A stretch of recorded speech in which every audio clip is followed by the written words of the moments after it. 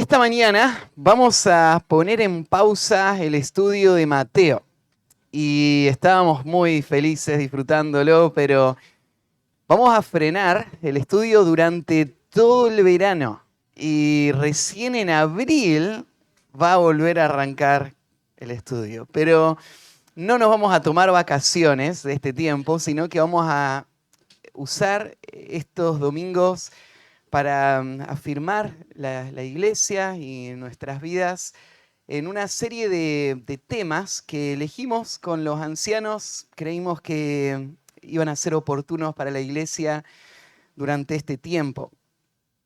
Los temas que elegimos tienen que ver con la vida de la iglesia y específicamente vamos a estar estudiando 7 de los muchos pasajes que usan la expresión unos a otros en el Nuevo Testamento. Estos pasajes son muy valiosos para la iglesia porque lo que hacen es afirman una verdad que sabemos, pero que necesitamos la exhortación de las Escrituras para poder vivir de acuerdo a esto.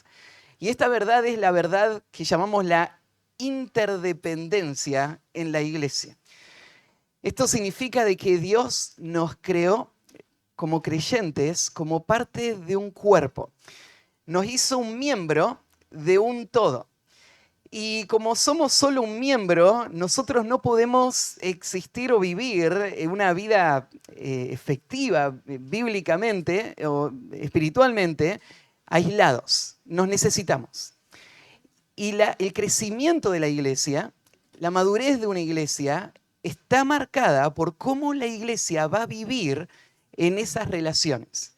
En la medida que la iglesia viva estas relaciones de amor y de cuidado mutuo, en donde estamos sosteniéndonos y edificándonos unos a otros, en esa medida la iglesia se va a afirmar y va a crecer, porque Dios la diseñó así. Y lo que vamos a hacer es, los próximos 7 domingos, vamos a estar estudiando una serie con esta temática. Vamos a estudiar los unos a los otros del Nuevo Testamento. Hoy vamos a empezar con el primer tema. Estos temas no están en orden bíblico, más bien están en un orden temático. Y hoy vamos a medio hacer una transición de la semana pasada, donde estábamos hablando del amor a los enemigos. Y vamos a aprovechar el impulso y vamos a hablar acerca de amarnos los unos a los otros. Y para eso vamos a abrir en Primera de Juan, capítulo 4, versículos 7 al 12 vamos a estar estudiando. ¿Sí? Primera de Juan está al final del Nuevo Testamento, llegando al final. Perdón. Y vamos a estudiar estos versículos del 7 al 12, del capítulo 4. Antes de leer el pasaje, déjenme ponerlos en la sintonía de esta carta y de dónde vamos a caer en medio de esta carta, ¿sí? Porque usualmente no hacemos así en nuestra iglesia, vamos avanzando versículo por versículo. Y es obvio, ¿no? Si a vos te mandan una carta, vos no la abrís en la tercera página y lees una oración. Vos lees toda la carta, ¿no? Y así es como estudiamos la Biblia, así es como tenemos que entenderla. Porque el autor de esta carta nos está guiando para que entendamos conceptos. Y para eso tenemos que ir siguiendo el hilo de lo que él va diciendo. Entonces, déjenme contarles un poquito de Primera de Juan. Juan es el apóstol Juan, que ustedes recuerdan de los evangelios. Y el apóstol Juan fue el último de los apóstoles en morir. Todos murieron como mártires y ustedes se acuerdan que Juan fue enviado a una isla de tortura, la isla de Patmos, pero Dios preservó su vida y entonces él no murió en aquella isla, sino que al final volvió a la ciudad de Éfeso y en los últimos años de su vida él escribió estas cartas y el Evangelio de Juan. No sabemos exactamente la fecha, pero fue ahí. Tenés que hacerte este cuadro. Juan, cuando escribe esta carta, él es el último apóstol que queda vivo. Es un hombre muy anciano y muy querido por las iglesias. Todos lo ven a él como el último nexo vivo que queda con el Señor. Así que su vida y su ministerio tiene una influencia importante ya en el mundo cristiano de esa época. Y él tiene un corazón de pastor. Él vivió hasta el último momento de su vida cuidando del rebaño de Cristo. Y él sentía una carga por las iglesias, no solamente su iglesia ahí en Éfeso, donde él estaba, sino que las iglesias del mundo entero. Para ese momento, que el cristianismo ya había crecido, habían pasado más de 60 años desde que empezó todo, y entonces el cristianismo creció muy rápido y se fundaron muchísimas iglesias que estaban desparramadas por todo el Imperio Romano. Había iglesias que se habían fundado más allá de las fronteras del Imperio Romano, que para ese tiempo era como la tierra inexplorada, ¿no es cierto? El mundo desconocido, los bárbaros lo llamaban ellos, ¿no? Y hasta allá había llegado el Evangelio, por todos lados. Y esto era algo muy emocionante. La iglesia crecía, pero a la vez había problemas en la iglesia. Porque Roma había empezado la persecución y ya por varios años había traído diferentes formas de persecución. La iglesia tenía a los judíos de enemigos, los romanos de enemigos. Y el problema más grande que tenía en realidad la iglesia no venía de afuera, sino que venía de adentro. Porque desde dentro de las iglesias habían empezado a crecer falsas enseñanzas y falsos maestros que estaban confundiendo a los creyentes. Y estaban diluyendo el mensaje del Evangelio, estaban distorsionando la doctrina. Y esto trajo muchos problemas a las iglesias. Imagínate una iglesia que estaba allá lejos y que no había tenido nunca un apóstol visitándolos y tenía muy poquito, no tenían una Biblia como la que vos tenés, todavía no se había terminado de escribir y no tenían todas las partes y estaban lejos y ellos miraban a su alrededor y estaban confundidos. ¿Qué es la vida cristiana realmente? ¿Cuáles son las doctrinas que son innegociables? ¿Cómo se ve un verdadero apóstol de Cristo? ¿Cómo se ve un hombre en quien puedo confiar y que no me va a enseñar una falsa doctrina? ¿Qué hacemos con todos los creyentes que están viviendo cada uno como quiere, ¿no es cierto? Hay algunos que quieren vivir consagrado y otros que están viviendo en el pecado. ¿Esto es normal o no? ¿Tenemos que seguir así? Había muchas preguntas y Juan tenía una carga por todos estos hermanos y escribió esta carta justamente para ayudar a los creyentes con un escrito que iba a traer claridad. Este escrito es un escrito muy incisivo, que va al hueso, diríamos, ¿no es cierto? No da vueltas. Es un escrito muy claro, en donde Juan va a delinear y va a decir, así es como se ve un creyente verdadero. Juan no quiere que quede ninguna duda. Un creyente verdadero se conoce por lo que cree y por cómo vive. Y esto es innegociable. Y la esencia del cristianismo se tiene que defender. Y la iglesia tiene que poder trazar esa línea y decir, los que están de este lado son hermanos en la fe y son parte del pueblo de Dios. Los que están de allá, no. Pero ¿qué herramientas tenemos para trazar esa línea? ¿Es algo que debe hacer la iglesia o es soberbia decir, vos no sos de Cristo? Juan dice, no, esto no es soberbia, esto es necesario. La iglesia tiene que marcar muy bien esa línea, porque la iglesia fue llamada a representar a Cristo, a llevar gloria a Dios, a hacer luz en este mundo.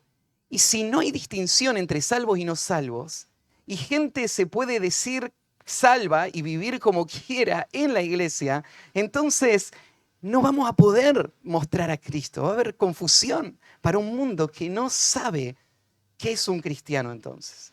Entonces, el propósito, podríamos decir, de Primera de Juan, tiene que ver con afirmar al creyente verdadero para que él esté seguro de que él está en Cristo. Pero a la vez va a servir para exponer a los creyentes falsos y que ellos no se sientan seguros, sino que se den cuenta de que no lo son, de que están lejos de la verdad, de que no están mostrando el fruto del Evangelio. Entonces, esta carta tiene este gran propósito. El estilo de Juan es un estilo muy particular. Él escribe distinto a los demás. Él no escribe igual que Pablo, igual que Pedro, tiene su propia forma. Una de las cosas características de Juan es que él repite los temas. Si vos lees Primera de Juan, vos empezás, ¿no es cierto?, y lees un tema y de repente pasás unos versículos más adelante y vuelve a hablar de lo mismo. Y más adelante vuelve a hablar de lo mismo y dice, pero esto ya lo dijo. ¿Por qué repetirlo una y otra vez? Es que esto es parte del estilo. Lo que hace Juan es ir como en ciclos. Te habla de un tema, lo deja un ratito, te habla de otro, y después vuelve al mismo tema y te lo profundiza, te lo desarrolla, te lo muestra de otro lado y te afirma un poco mejor. Juan es un teólogo, él es el hombre que ama la doctrina y él quiere instruir y tiene su propio estilo y su propia forma. Así que hay temas que son muy repetidos en esta carta. Hoy vamos a estudiar uno de estos. Ya se los anticipé. Vamos a hablar acerca del amor mutuo. En realidad, esta es la tercera vez en la carta que Juan trata el tema del amor. La primera está en el capítulo 2, versículos 7 al 11. La segunda en el capítulo 3, versículo 10 al 18. Y después, esta sería la tercera, la segunda, pero estaba en el 3, y la tercera está en el capítulo 4, del 7 al 12, que es donde vamos a ver. Y esta sería la última. 3 veces Juan va a hablar acerca del amor. Para Juan este tema del amor es muy importante. Es uno de sus temas favoritos. Se conocen algunas leyendas cristianas en cuanto al ministerio de Juan, que vienen de mucho tiempo atrás, de gente que contó cómo era Juan como pastor. Y no está en la Biblia esto, así que no lo sabemos exactamente, pero según la tradición cristiana del comienzo, dicen que Juan hablaba muy seguido del amor. Y es algo que podemos imaginar porque en sus cartas está todo el tiempo. Y que en un momento alguien le preguntó a Juan, Juan, todos los días, cada vez que estamos en la iglesia, vos nos decís, hijitos, amémonos unos a otros. Y lo escuchamos ya 1000 veces. Y viste como los viejitos que parece que vuelven al mismo tema y te lo dicen una y otra vez. Entonces Juan, ya está, ya lo sabemos. ¿Por qué tanta insistencia? Y ahí Juan le dijo, la razón es porque debemos amarnos los unos a los otros. Era muy importante para Juan. Y no estaba de más decirlo, porque una cosa es escucharlo y otra cosa es vivirlo. Y Juan dice, esto es esencial. Pero ¿por qué debemos amarnos unos a los otros? Bueno, tenés que pensar, por ejemplo, Juan en su época, él estaba lidiando con un grupo de hombres que se creían muy intelectuales. Los conocemos hoy como los gnósticos. Gnósticos tiene que ver con gnosis, con conocimiento. Ellos eran los eruditos. Y ellos se jactaban de esto. Ellos creían que nadie, los mortales, ¿no es cierto?, nunca llegaban al nivel que ellos tenían del conocimiento profundo de la palabra y de la doctrina. Y este amor por el conocimiento en realidad era un amor no por Dios o por la iglesia, sino solo por el conocimiento, que usaban ellos para promoverse a ellos mismos. Y este amor por el conocimiento les llevaba a desviarse y a irse un montón de falsas doctrinas. Pero una de las cosas que pasaba con los gnósticos es que estos hombres amaban el conocimiento, pero ese conocimiento no les llevaba a amar más a la iglesia. Y Juan está preocupado por el estado de la iglesia y este tema del amor es clave para él, porque Juan valora la teología, ama el conocimiento, pero el conocimiento que Juan quiere en la iglesia es el conocimiento que surge del amor. No es un conocimiento académico, de eruditos, sino es el conocimiento de una iglesia que ama profundamente a Dios y se ama mutuamente y va a usar la verdad para edificarse mutuamente. Sin amor el conocimiento es hueco, no tiene ningún valor. Y Juan veía el estado de la iglesia y se preocupaba por la dirección que la iglesia iba teniendo. Entonces él insistía en el amor, el amor, el amor. El amor es el corazón, el amor es la esencia, el amor es de donde se debe partir para toda la vida espiritual, todo lo que hacemos en el contexto de la iglesia. Así que él insiste muchísimo. Creo que también insiste Juan en el amor porque Juan sabe que el amor está en el corazón de lo que la iglesia recibió como misión. Porque si es que la iglesia va a cumplir con la gran comisión, tiene que ser a partir del amor. No se puede lograr de otra manera. Juan se acuerda, y él mismo lo escribe después en su evangelio, las palabras de Jesús, cuando dijo, en esto conocerán todos que son mis discípulos, si tuvieres amor los unos por los otros. La imagen que Juan tiene de la iglesia ideal, de la iglesia bíblica, es la imagen de un pueblo que se ama tan profundamente, de una manera tan evidente y tan visible, que el mundo entero es impactado por la vida de esta iglesia y la práctica de amor continuo de esta iglesia. Entonces eso es lo que él quiere ver. Él quiere ver esta clase de iglesia y por eso es que él escribe esto. Pero también hay una razón más. Acordate, Juan está hablando del amor acá en esta carta, que tiene como propósito exponer cómo se ve un creyente verdadero. El amor es la marca visible, característica de una persona que ha nacido de nuevo. Él lo va a decir en este pasaje que vamos a leer ahora. Entonces, esto es lo que Juan tiene en mente, esta es la intención. Él ha venido en ciclos construyendo la idea del amor durante esta carta y este es el tercer paso y el paso final. Y hace que este pasaje que tenemos acá sea uno de los pasajes más preciosos, más profundos, más ricos, más valiosos que tocan el tema del amor de todas las Escrituras. Ustedes se acuerdan de algunos pasajes que son clásicos. Este pasaje es un pasaje muy valioso, muy rico, que nos exhorta a vivir de esta manera. Y podríamos hablar de muchos temas, porque de este pasaje vamos a ver que saldrían como tangentes que nos podrían llevar a un montón de lugares doctrinalmente. Pero vamos a tratar de mantener el enfoque en este tema de el llamado a amarnos unos a otros. El título que puse al mensaje de esta mañana es Razones para amarnos mutuamente. Porque ahora que leamos el pasaje, vos vas a ver que Juan va a volver a decir que tenemos que amarnos y va a darnos en estos versículos 3 razones que van a sustentar esta orden, este mandato de vivir el amor bíblico para con nuestros hermanos. Así que vamos a ver 3 razones para amarnos mutuamente. Leamos el pasaje. Primero arranquemos ahí en el versículo 7. Amados, amémonos unos a otros, porque el amor es de Dios. Todo el que ama es nacido de Dios y conoce a Dios. El que no ama no ha conocido a Dios, porque Dios es amor. En esto se mostró el amor de Dios para con nosotros, en que Dios envió a su Hijo unigénito al mundo para que vivamos por Él. En esto consiste el amor, no en que nosotros hayamos amado a Dios, sino en que Él nos amó a nosotros y envió a su Hijo en propiciación por nuestros pecados. Amados, si Dios nos ha amado así, debemos también nosotros amarnos unos a otros. Nadie ha visto jamás a Dios.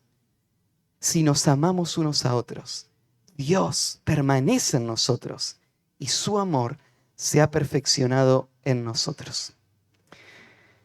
Entonces podríamos dividir este pasaje en 3 conceptos. Arranquemos en el primero. Debemos amarnos mutuamente porque, primera razón, porque Dios es amor y es la fuente de todo amor.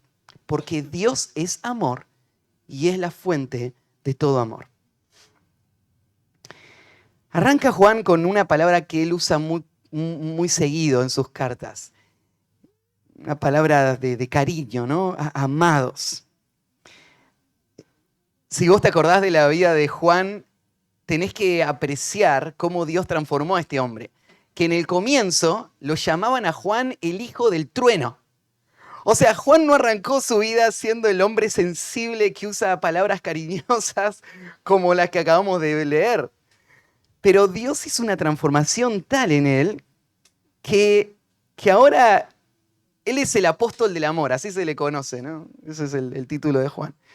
Porque él habla del amor, pero también modela el amor. Y acá tenés una expresión. Pero no solo Juan está usando una expresión cariñosa propia, sino que ahora te vas a dar cuenta que decirle amados a ellos es muy apropiado para lo próximo que viene. Cuando él le explique este tema del amor. Y arranca, amados, amémonos unos a otros. Este verbo que aparece ahí, amémonos unos a otros, está resaltando una acción continua que debe caracterizar la vida del creyente. Y no está hablando de un evento, de un momento, una luz de amor, sino de una característica, algo que es constante. La expresión también da a entender de que hay una responsabilidad. Él es alguien, el creyente, que debe activar en este aspecto. Él tiene que actuar. Y se dice, ¿a quién debe amar? Y es unos a los otros. Me parece interesante también cómo Juan les exhorta. Juan podría haber dicho, amen a los demás. Pero él se incluye, ¿no?, con este amemos, y desde el comienzo de esta carta vos notás que Juan siempre hace eso. Juan no se ve a él como superior a los demás. Él es el último apóstol que queda con vida, pero él no se ve como el papa de toda la iglesia de esa época. Él es el discípulo amado, pero eso no le da un rango especial. Él se pone al nivel de todos y él dice, esto es para mí también. En un sentido, Juan está reconociendo que esta exhortación, él la necesita. Porque aunque él es el apóstol del amor, el amor de Juan todavía necesita ser pulido aún más. Y necesita esta exhortación, como todos los demás creyentes. Por eso él se incluye acá. Amémonos. Amémonos unos a otros. Y eso es a quién se debe amar. ¿Y a quién está refiriéndose? Bueno, arrancó diciendo amados. En esta expresión, Juan está refiriéndose a la iglesia, a los creyentes. La semana pasada estudiamos que Cristo puso una vara sumamente alta para el creyente cuando le dijo que tiene que amar a sus enemigos. En este pasaje, esto está enfocando otro aspecto del amor. No es el amor a los enemigos, a la gente que nos persigue y nos maltrata. Tiene que ver con el amor en la iglesia.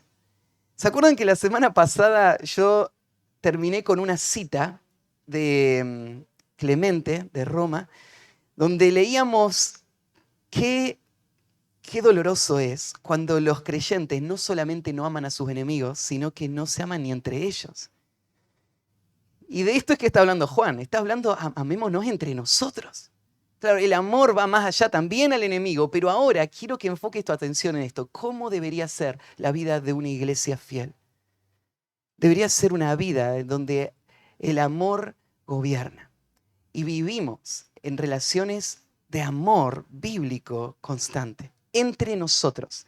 Ese unos a otros acá se está refiriendo a los hermanos en la fe, a la iglesia.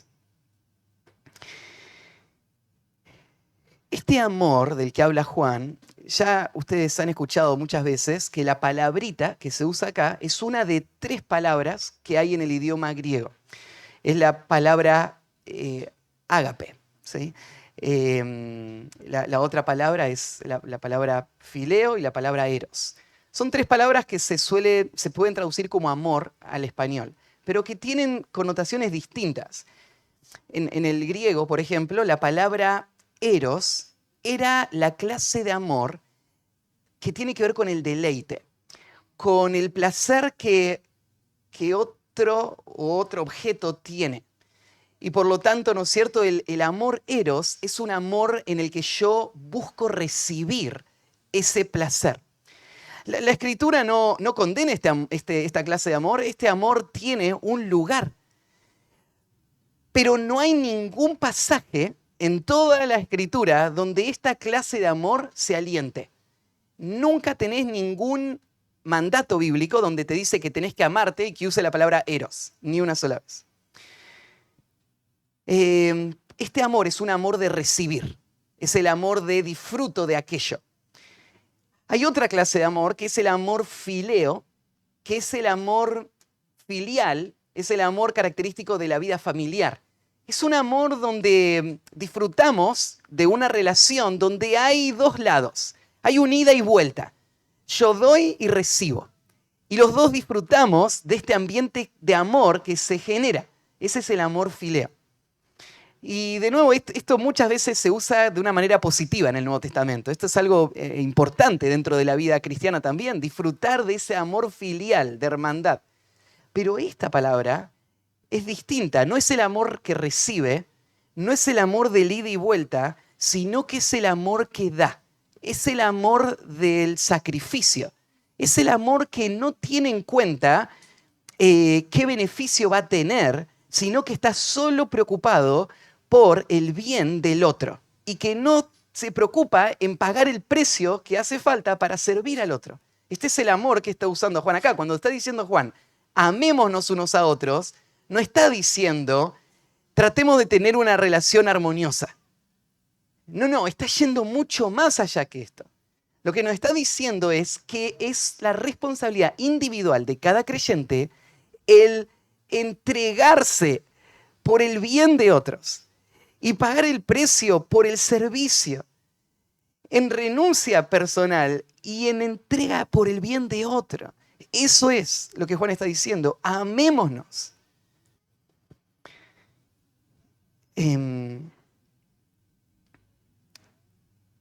Hay muchos textos que nos ayudan a armar un cuadro de cómo se ve este amor. Déjeme pasar rapidito, solo para cerrar esta idea.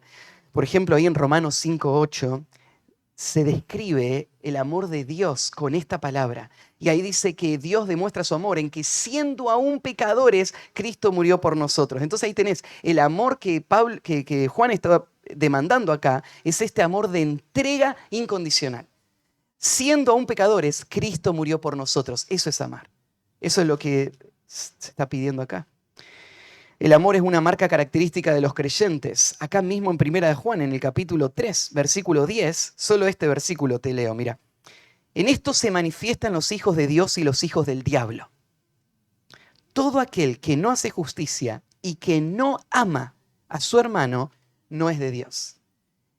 Entonces, cuando Juan le está diciendo a los creyentes tienen que amar, no les está pidiendo algo que es opcional para ellos. Le está diciendo que hagan lo que todo creyente hace. Es más, si alguien no hace esto, no es creyente, se manifiesta que es un hijo del diablo, dice Juan. Los hijos del diablo no aman. Los hijos de Dios aman. Ahí en 1 Tesalonicenses 4, versículo 9 y 10, 1 Tesalonicenses 4, 9 y 10, hay algo lindo también en esto, porque Pablo le escribe a la iglesia en Tesalónica y le dice, le reconoce que ellos tienen amor. Y le dice, yo ni tengo que escribirles en cuanto al tema del amor, porque ustedes se aman. Y era precioso esto en la iglesia en Tesalónica. Pero Pablo le dice, pero quiero que abunden en esto más y más. O sea, el amor es algo que puede estar, pero que crece, que avanza, que progresa, que madura, que se perfecciona. Vamos a llegar a eso al final. Entonces, el amor no es solamente está o no está. Puede ser que está, pero que necesita abundar mucho más en las expresiones. El amor son acciones prácticas también. Ahí en 1 de Juan, en el capítulo 3, también en el versículo 14 en adelante, Juan va a señalar esto. Si ustedes dicen, no, sí, yo amo a todos mis hermanos, pero vos lo ves que está pasando necesidad y no haces nada por él. Juan dice, ¿a quién querés engañar? Vos no amás. Vos decís, ¿cómo me vas a juzgar? Yo sí lo amo. Pero lo estoy viendo. Si vos no haces nada práctico por otro, no hay amor. Es así. Porque el amor te empuja a la acción. El amor no es teórico. El amor bíblico es práctico. Entonces cuando Juan dice, amémonos los unos a los otros, está hablando de acciones. No solo de intenciones, de pensamientos, de palabras, acciones por el bien de otro. Y el amor también, podríamos decir, es un fruto del Espíritu Santo. Ahí en Gálatas 5, cuando nos dan la lista de los frutos del Espíritu Santo, a la cabeza, y tal vez sería el fruto que abarca a todos los demás, el fruto del Espíritu es amor. Todas las demás descripciones son como parte del paquete. Pero el amor es lo que el Espíritu Santo produce en nuestro corazón. Entonces, es un mandato, tenemos que amar, pero es algo que no está en nosotros hacer.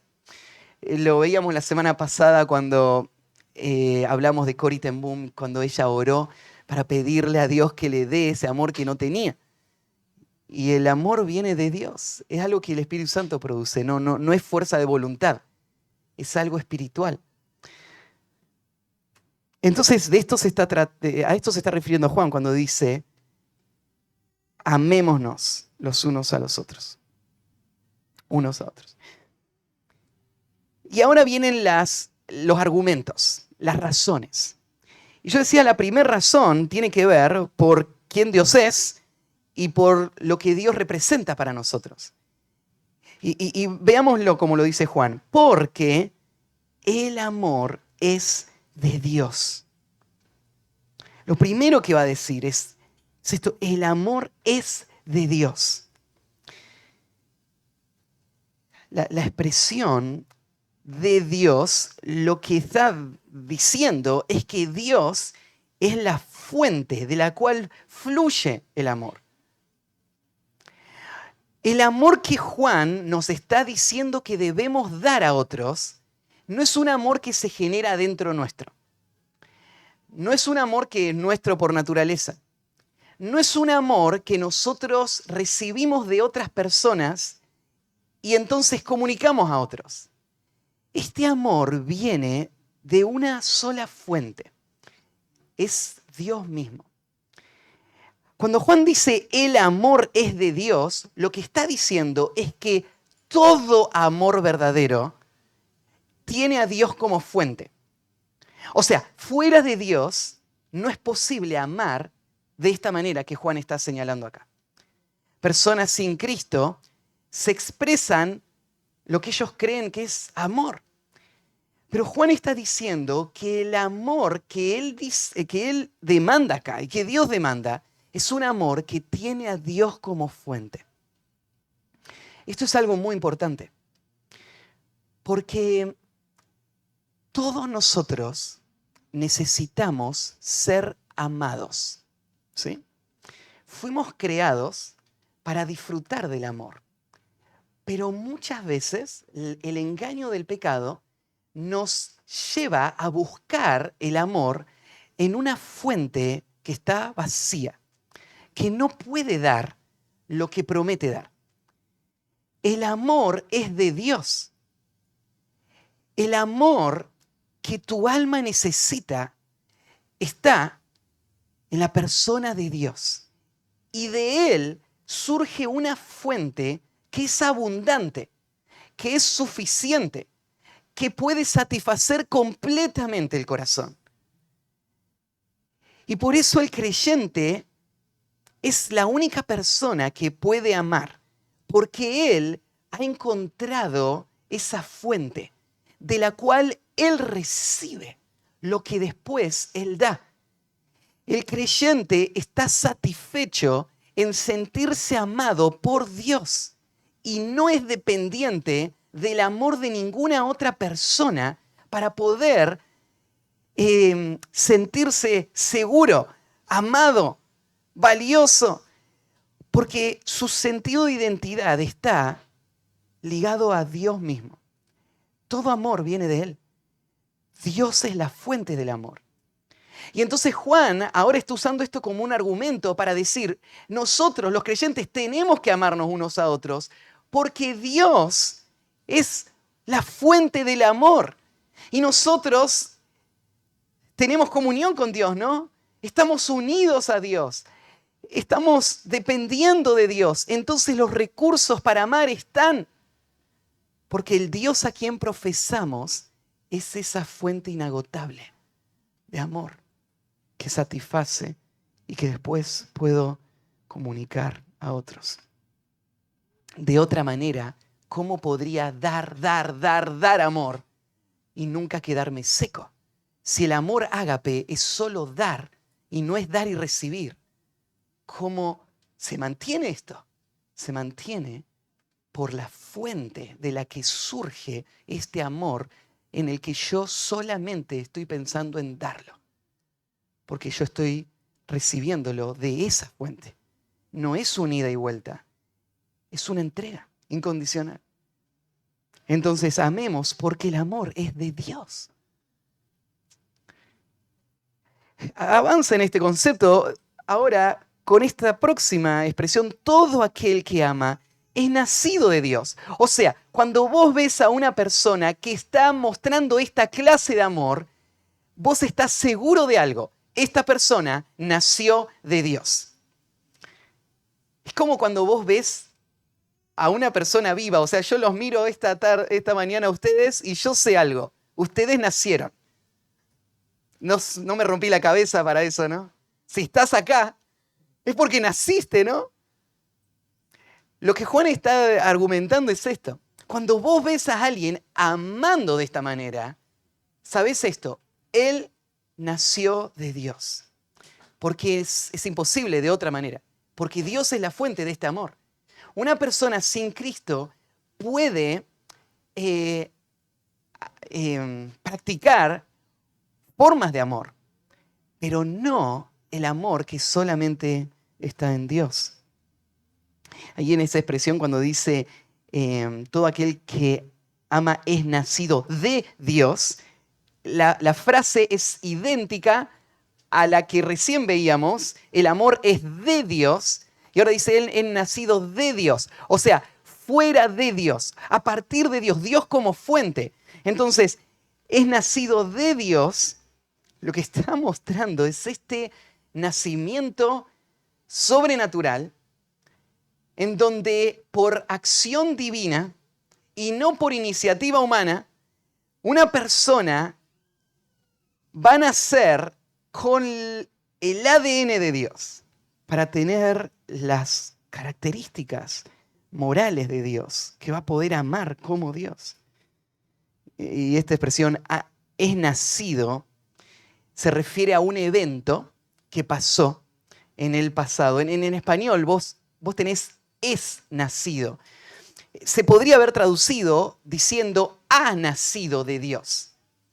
Pero el traductor tomó una buena decisión al poner ese es nacido y no el ha nacido, porque el es nacido nos hace pensar en el efecto presente que ese nacimiento pasado tiene en la vida del creyente. O sea, no solamente ha nacido, no es que él nació, pero ahora no tiene nada de parecido a Dios, sino que es nacido de Dios. O sea, él ha nacido y ese nacimiento que pasó en el pasado está afectando el presente. Él está reflejando a Dios. Él está mostrando el amor de Dios. Y esto lo tomó el traductor del tiempo del verbo. Todo aquel que ama a Dios es nacido de Dios. Y algo más, es nacido de Dios y conoce a Dios. Y acá cambia el tiempo del verbo y ya no está usando el que muestra la acción puntual, sino que está hablando de algo presente. Él conoce constantemente a Dios. Y acá el autor está hablando de esta relación que se evidencia. Esta persona que está amando, vos sabés que tiene una relación íntima con Dios. Porque, porque el amor que le está mostrando no puede venir de otra fuente. El amor es de Dios, es a partir de Dios. Entonces esta persona no solamente nació de Dios, sino que conoce a Dios. La palabra conoce en el Nuevo Testamento, que se usa acá, no se refiere a un conocimiento intelectual, no es que esta persona sabe de Dios. Conoce tiene que ver con un conocimiento experimental. Esta persona conoce como un amigo conoce a otro amigo. Se relaciona con Dios. Entonces, ¿por qué tenemos que amar? Tenemos que amar porque, nosotros estamos profesando a Cristo, ¿no? Estamos diciendo que hemos nacido de Dios. Y esta es la realidad. Dios es una fuente inagotable de amor. Y todos los que conocen a Dios pueden expresar ese amor que ven en Dios, que recibieron de Dios. Extiende esto un poquito más en el versículo 8 con otro argumento. El que no ama no ha conocido a Dios, porque Dios es amor. Y va a decir algo similar. Recién dijo que el que ama es porque conoce a Dios y ahora al revés te lo dice. El que no ama no ha conocido a Dios. Y esta expresión no ha conocido está mostrando él nunca lo conoció. No es que lo conoció en un momento pasado y ahora ya no lo conoce, sino que no lo conoce, sin relación a tiempo. El punto es el hecho, él no conoce a Dios. Y esto es una expresión muy contundente. Porque hoy suena bastante ofensivo que alguien le diga a otro, mirá, tenés que ver si sos salvo o no. Pero Juan está siendo muy categórico y está diciendo, una persona que no está mostrando esta clase de amor, en donde de manera incondicional está entregándose y sacrificándose por otros, el veredicto es final. Él nunca ha conocido a Dios. Este no conoce tiene este sentido ni antes ni ahora. No le conoció antes ni le conoce aún. ¿Por qué? ¿Por qué es esto así?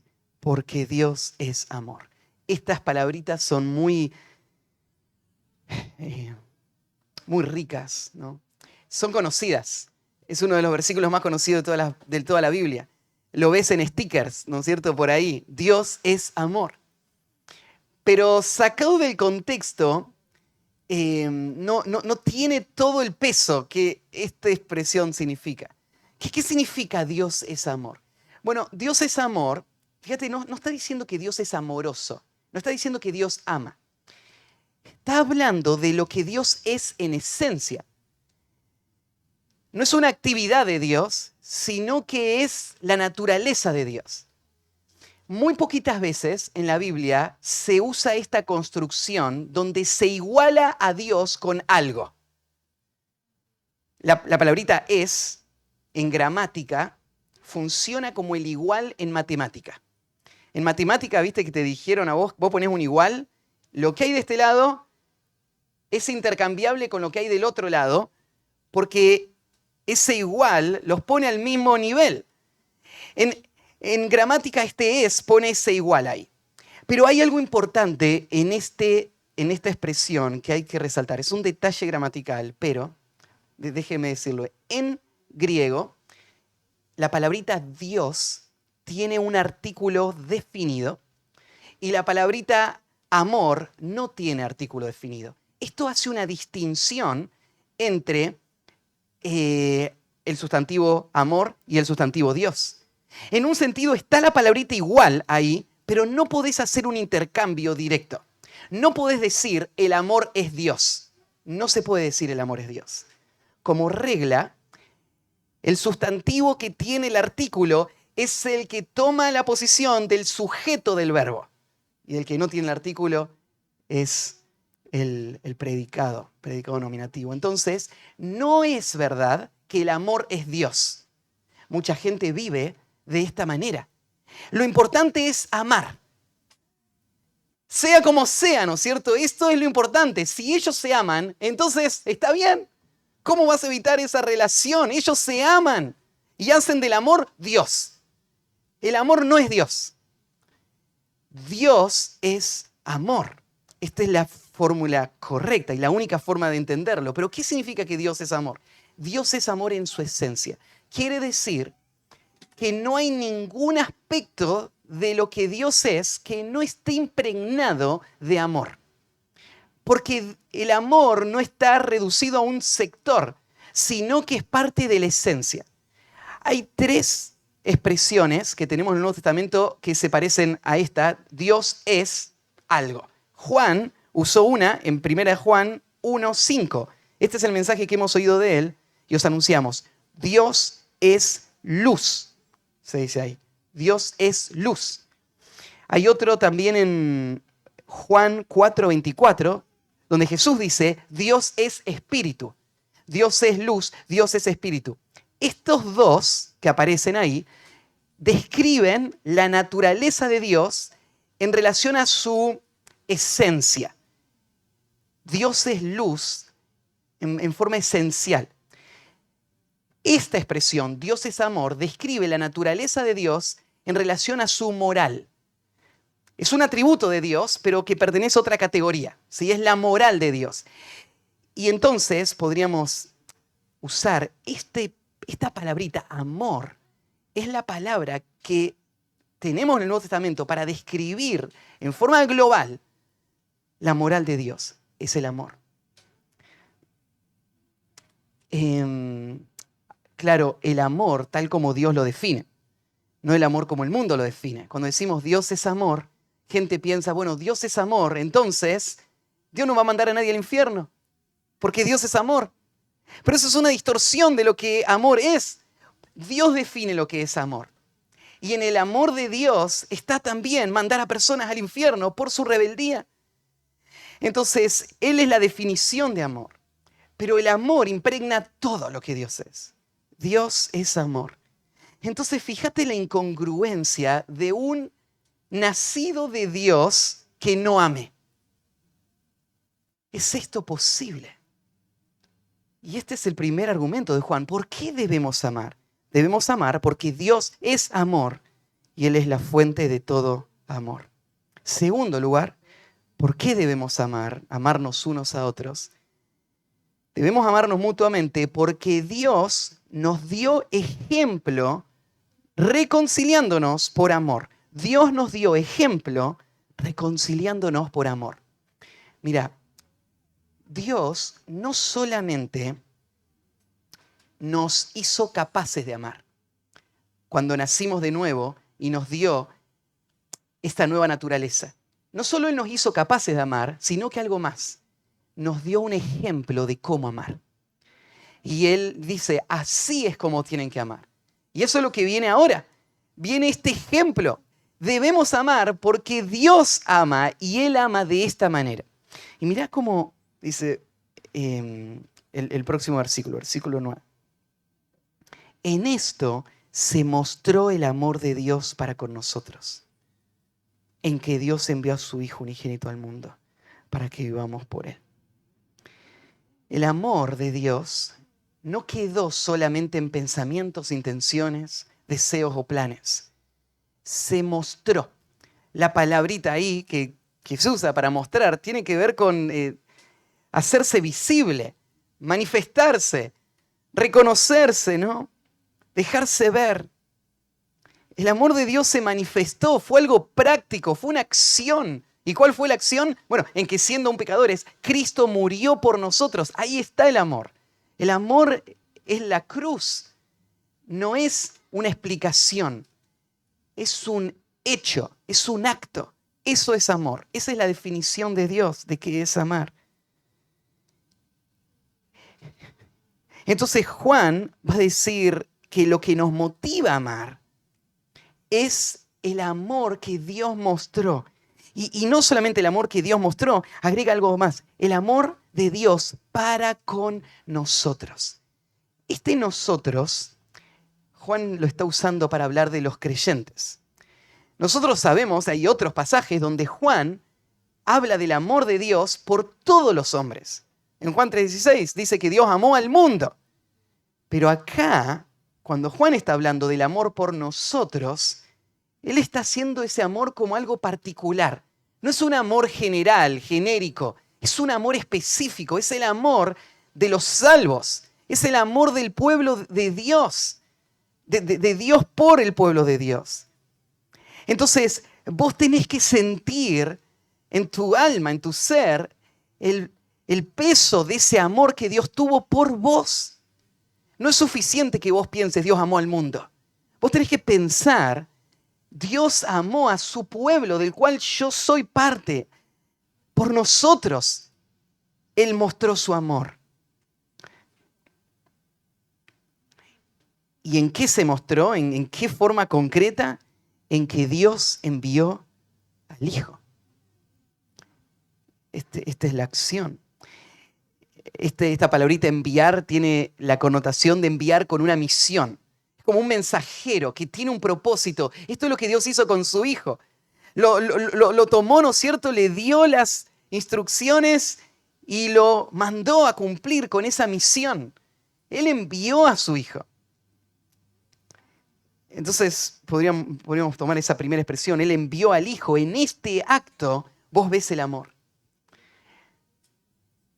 Para que vos entiendas la profundidad de este acto, te la describe un poquito más a esa situación.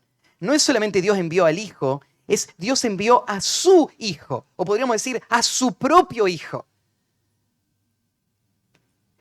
Y agrega algo más, envió a su propio Hijo, al unigénito.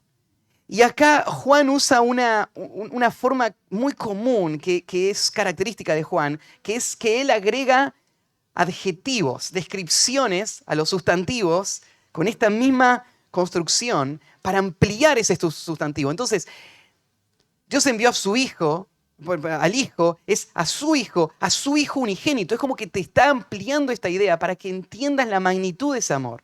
La palabra unigénito ahí señala a Cristo como Hijo de Dios en una forma única y distinta a la que nosotros usamos esa palabra cuando decimos que nosotros somos hijos de Dios. Nosotros somos hijos de Dios porque fuimos adoptados por Dios. Pero unigénito señala los genes de Cristo. Cristo es hijo de Dios en el sentido de que Él es Dios Hijo. Nosotros somos hijos de Dios porque somos adoptados en la familia. Pero Jesús es Dios Hijo. Esto es un misterio, algo que traspasa las barreras de nuestra mente. No podemos entender cómo funciona la Trinidad, pero sí es algo que hay claro. Cristo, que sea hijo de Dios y el unigénito de Dios, no quiere decir que Él nació en algún momento pasado y que Dios lo formó a Cristo, como dicen los testigos de Jehová. Unigénito no está hablando del origen de Cristo. Pero sí está hablando de que la vida de Cristo procede de la del Padre eternamente. O sea, los dos tienen los mismos atributos, entre ellos la eternidad, la atemporalidad. El Hijo es eterno, nunca tuvo un comienzo. Pero eternamente Él procede del Padre. El Padre es el origen y el Hijo es de quien se deriva, quien deriva la vida del Padre. Esta es la procedencia del Hijo del Padre. Él es el unigénito del Padre. Y acá está resaltándolo. A Él fue. A nada menos que a Dios Hijo. Es que el Padre dio por vos. Este es el amor. Usa la expresión, envió a su Hijo al mundo. Y por mundo vos tenés que hacer un recorrido ahí en Juan, cómo usa la palabra mundo. Pero el mundo es ese cosmos, esa humanidad perdida, rebelde. A ese lugar Dios lo envió. Con todo lo que el mundo implica, ¿no? ¿Para qué? Para que vivamos por Él. Para que vivamos por Él. Este es el propósito por el cual Cristo vino al mundo. Él vino al mundo no para algún propósito personal o algún beneficio personal, porque Dios está completo. Él no necesita gente que lo adore. Él no necesita amigos con quien charlar. Él convive entre sí mismo, el Padre, el Hijo y el Espíritu Santo, una relación de amor perfecta que no necesita de nada. Entonces, ¿por qué el Padre envía al Hijo al mundo? Y esta es la única explicación. Él lo envía para que vivamos por Él, para que vivamos. ¿Vos entendés? Esta expresión para que vivamos da a entender que nosotros estábamos muertos, en ese estado desesperado, sin ninguna esperanza. Y ese es el amor del Padre, que Él lo envió para que vivamos. Él tenía a nosotros en mente. Y la última expresión, por Él, es de nuevo una frase preposicional que muestra que Jesús es el agente intermediario. O sea, la vida la disfrutamos nosotros a través de Cristo. No hay vida fuera de Cristo, no hay ningún otro camino. La vida, la única esperanza, es Cristo mismo, es su obra. Muchos textos que señalan esto, tal vez 1 Juan 5:11, dice así, les leo, mira, este es el testimonio, que Dios nos ha dado vida eterna y esta vida está en su Hijo. El que tiene al Hijo tiene la vida y el que no tiene al Hijo de Dios no tiene la vida. Para que vivamos a través de Él. Él como el intermediario para poder tener esa vida que el Padre nos estaba queriendo favorecer con ese regalo. Entonces, mirá el versículo 10, lo que Juan reflexiona sobre esto. Este es el amor que vos tenés que tomar como ejemplo. Este es el amor que te tiene que guiar a poder vos amar a otros. Entonces Juan te hace una aclaración más. Y mira esta aclaración. En esto consiste el amor. Con lo que vos ves que Dios hizo, te das cuenta de esto. ¿En qué consiste el amor? El amor consiste no en que nosotros hayamos amado a Dios, sino en que Él nos amó a nosotros. Fíjate que de nuevo Juan se incluye acá y él está mostrando que este amor no arrancó y en ningún momento tuvo en cuenta el amor nuestro hacia Dios. Porque lo que Juan está diciendo es que al Dios amarnos a nosotros, no había nada de amor nuestro hacia Él. Pero el amor en realidad consiste en que Él nos ama a nosotros. No en una relación de ida y vuelta, sino una entrega incondicional, una entrega absoluta y sacrificial. Entonces podríamos aún pensar un detalle más. ¿Qué es amor? Bueno, tenés que ver este cuadro. Dios es digno de todo amor. Él es glorioso, Él es precioso, Él merece ser amado, pero no hay nada de amor hacia Él. Por el otro lado, nosotros somos indignos de ser amados. No hay nada en nosotros que atraiga la atención de Dios para que Dios diga, mirá qué lindos que son, qué buenos que son, qué valiosos que son. Nada amable en nosotros, nada digno de ser amado. Pero aunque no hay nada digno de ser amado, Dios nos da todo su amor a nosotros. El que merece todo su amor no recibe nada y el que no merece nada recibe todo. En esto consiste el amor.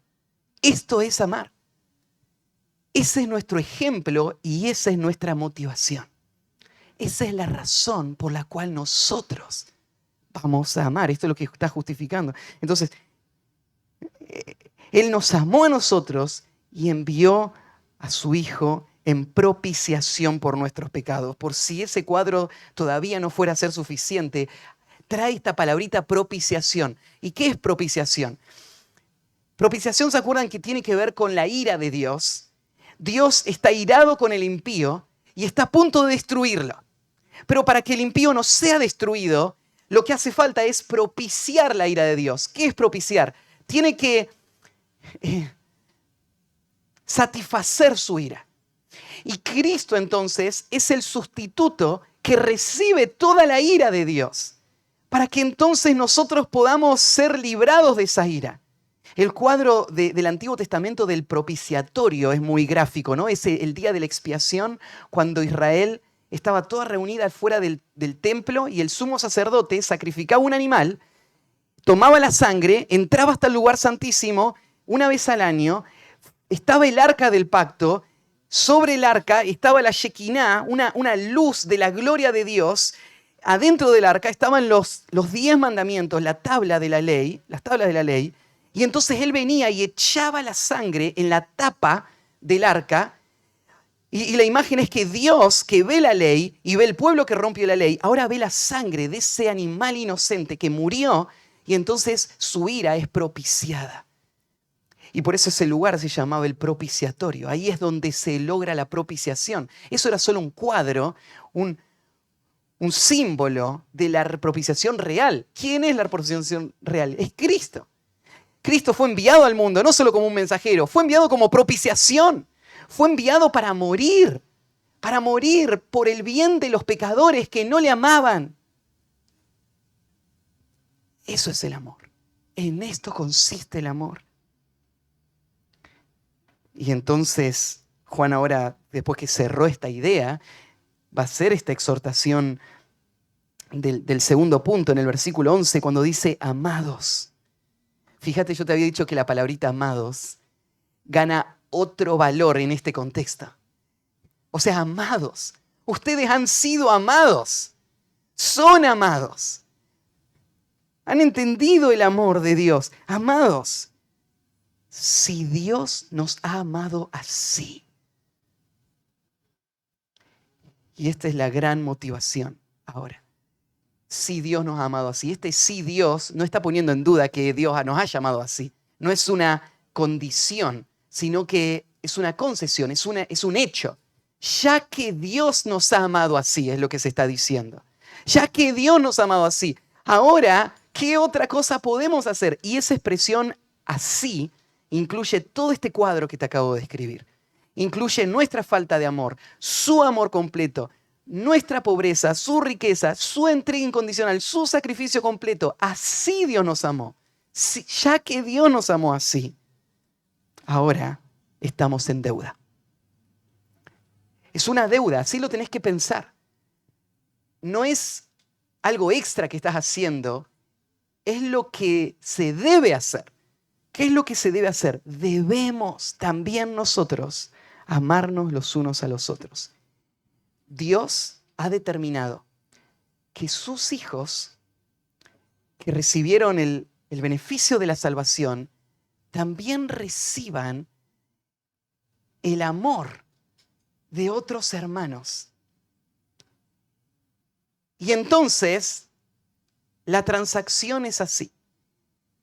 El amor que Dios nos dio a nosotros, ahora Dios determina que se exprese al hermano. Y vos tenés una deuda eterna con Dios. Una deuda que nunca vas a poder pagar. ¿Cómo podrías pagar tanto amor? Es imposible. Entonces tenés que verte en una deuda constante, completa. Dar tu vida entera no sería un sacrificio demasiado grande, porque vos le debés a Dios amar a tus hermanos. Y este es el concepto, la palabra acá debemos tiene el sentido de deuda. Entonces, Dios nos dio la capacidad de amar y también el ejemplo de cómo amar. Si hemos conocido a Dios, entonces no podemos volver a una vida de egoísmo. Hay Efesios 5, 1 y 2 también nos hablan de este mismo concepto. Efesios 5, 1 y 2 dice así: sed pues imitadores de Dios como hijos amados y andad en amor. Sed imitadores de Dios como hijos amados y andad en amor. Dentro de esa vida de imitación, el amor está puesto en primer lugar. De esto se trata, de imitar a Dios, amar como Él ama. La última razón, por si habría que tener una más. ¿Por qué debemos amarnos mutuamente? Bueno, dijimos porque Dios es amor y es la fuente de todo amor, porque Dios nos dio ejemplo reconciliándonos por amor, y en tercer lugar, porque Dios se hace visible al mundo en nuestro amor. Porque Dios se hace visible al mundo en nuestro amor. Por eso tenemos que amar. Versículo 12. Nadie ha visto jamás a Dios. El orden de las palabras en el texto griego está revertido y ponen la palabra Dios primero por una cuestión de énfasis. Podríamos traducirlo de esta manera. A Dios nadie jamás ha visto. Nadie jamás ha visto. Dando a entender que no hubo ningún momento en el pasado en que ninguna persona pudo ver a Dios. Y agrega la palabra jamás para reenfatizarlo, mostrando que no hay ninguna excepción. Nunca pasó. Nunca nadie jamás vio a Dios. Vos decís, pero Matías, esto es un problema. Porque arrancó Juan diciendo en el capítulo 1, mirá en el versículo 2, 1 Juan 1, 2. Dice, porque la vida fue manifestada y la hemos visto y testificamos y os anunciamos la vida eterna, la cual estaba con el Padre y se nos ha manifestado. Y ahí está hablando de la encarnación de Cristo. Y Juan está diciendo, nosotros lo vimos. En el Evangelio de Juan, Juan dice que el verbo era Dios. Y aquel verbo fue hecho carne y habitó entre nosotros. Y vimos su gloria como de unigénito del Padre, lleno de gracia y de verdad. Entonces, ¿en qué quedamos, Juan? ¿Vos lo viste a Dios o no lo viste a Dios? Y acá dice, nadie jamás ha visto a Dios. Claro, en la encarnación, la humanidad de Cristo se volvió el vehículo para que lo invisible se haga visible en una persona de carne y hueso. Pero la esencia, lo que Dios es, eso nunca nadie lo vio, porque Dios es espíritu. Y Él, por ser espíritu, es invisible, no se puede ver. Nadie lo vio ni nunca nadie va a ver a Dios. Porque es invisible. Pero entonces, si Dios es invisible, ¿cómo es que vamos a glorificar a Dios? ¿Cómo es que vamos a hacer que el mundo vea la hermosura de Dios si Dios no se ve? Y acá es donde Juan trae este argumento y él está diciendo, el Dios invisible se hace visible en el amor que los creyentes se muestran unos por otros. Ahí se ve a Dios. No solamente se ve un acto de bondad, se ve a Dios mismo. Se ve a Dios en algo que no podría ser producido por la carne. Algo que viene de Dios y se hace carne en una persona que se entrega en amor por otro. ¿Y por qué es esto importante? Porque para esto fuimos salvados. Fuimos salvados para mostrar las virtudes de aquel que nos salvó, ¿no? Fuimos salvados para reflejar la gloria de Dios. Y por eso Juan nos está dando este argumento. Es en el amor en donde Dios se ve.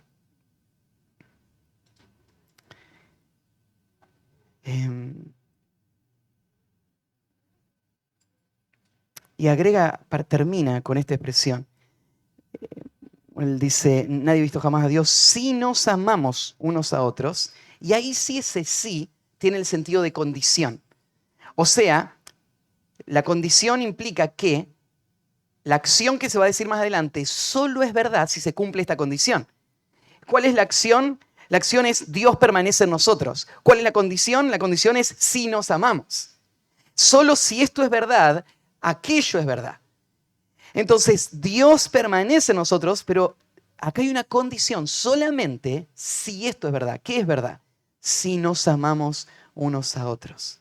Si nos amamos unos a otros, Dios permanece en nosotros. La palabra permanece tiene el sentido de que Dios habita en nosotros. Somos su lugar de residencia. Y está en tiempo presente, no está en tiempo pasado, no dice Dios permaneció en nosotros, sino Dios permanece en nosotros, dándole la idea de algo continuo. Pasó, pasa y va a seguir pasando, es real, Dios permanece en nosotros. ¿En quién permanece? Y lo que está diciendo acá Juan es lo mismo que antes señaló.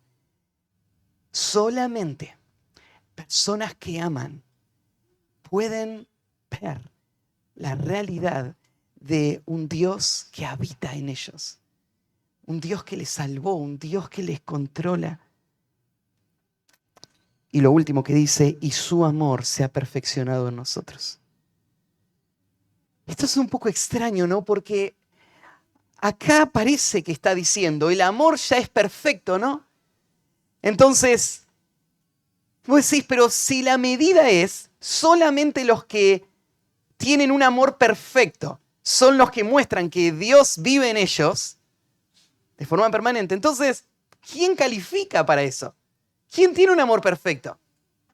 ¿Quién nunca se enoja? ¿Quién nunca tiene amargura en el corazón? ¿A quién nunca le ha costado perdonar a su hermano? Todos luchamos con esos pecados. Yo soy el primero. Y entonces, bueno, lo que está diciendo Juan acá es que el amor de Dios es perfecto. El amor perfecto de Dios está en el corazón del creyente. Claro, el problema es que además de ese amor perfecto de Dios que está en el corazón del creyente, lo que también hay es pecado. Y convive en la misma persona el amor y el egoísmo. Porque el egoísmo es parte de ese viejo hombre que todavía está en nosotros, que tenemos que hacer morir. Pero en esta persona está el amor perfecto. El amor que tiene que abundar aún más y más, como decíamos en 1 Tesalonicenses, pero que está ahí. En Él está. Entonces, este propósito de que nos amemos no es algo menor en las Escrituras. No es algo opcional para el creyente o selectivo, como decíamos la vez pasada. Esto es lo que tiene que marcar la vida de nuestra iglesia. Para esto fuimos salvados. Fuimos salvados para que nos amemos. Lo dice ahí en Primera de Pedro, capítulo 1, al final del capítulo, los últimos versículos, dice que nuestras almas fueron purificadas para el amor fraternal no fingido. Y por eso debemos amarnos. Para esto fuimos salvados, para amarnos. Para esto es que la iglesia tiene que defender la sana doctrina. No solamente para que sepamos más, sino para que amemos mejor. ¿No es esto lo que dice? Miren, ahí le leo el último versículo. Primera de Timoteo, capítulo 1. Cuando Pablo le dice a Timoteo que tiene que proteger la enseñanza en la iglesia, no dejar que falsas doctrinas se prediquen. ¿Por qué? Versículo 5. Pues el propósito de este mandamiento es, ¿cuál será? ¿Será que sepamos mucho? ¿Que podamos defender la verdad? ¿Cuál será el propósito de la enseñanza fiel y sana en una iglesia? El propósito de este mandamiento es el amor nacido de corazón limpio, de buena conciencia y de fe no fingida. El amor que nace de esta fuente es el objetivo. Amor es lo que estamos buscando. Amor tiene que ser lo que se vea a medida que avanzamos en la doctrina. Amor es lo que tiene que verse en nuestras vidas cada día. Bueno, terminamos ahí. ¿Sí? Hay varias preguntitas que escribí y una tarea que les dejé. Ahora les va a llegar por mensajito después para que estemos trabajando esta semana. Y oro que este tiempo que vamos a estar hablando sobre los unos a los otros en este verano, el Señor nos ayude a crecer en estas relaciones de interdependencia que están movidas por este amor que el Señor quiere que haya entre nosotros. Oramos, terminamos. Padre, gracias por tu palabra. Gracias, Señor, porque tú nos expones, nos confrontas y nos edificas, nos afirmas. Pones ese deseo por la santidad, por abandonar el pecado y por seguir la justicia. En este caso hablamos del amor. Y Señor, te pido que tú, que eres un Dios de amor, que nos ha salvado para que podamos amar, que nos ha mostrado lo que es amar. que tú también hagas en nosotros lo que pides de nosotros y nos permitas amar como tú nos has llamado a hacerlo. Te pido, Señor, por nuestras vidas, cada uno. Te pido por esta semana y cuando volvamos a casa y hablemos sobre este tema y nos evaluemos y nos estiremos por un amor práctico, te pido que tú nos ayudes a crecer.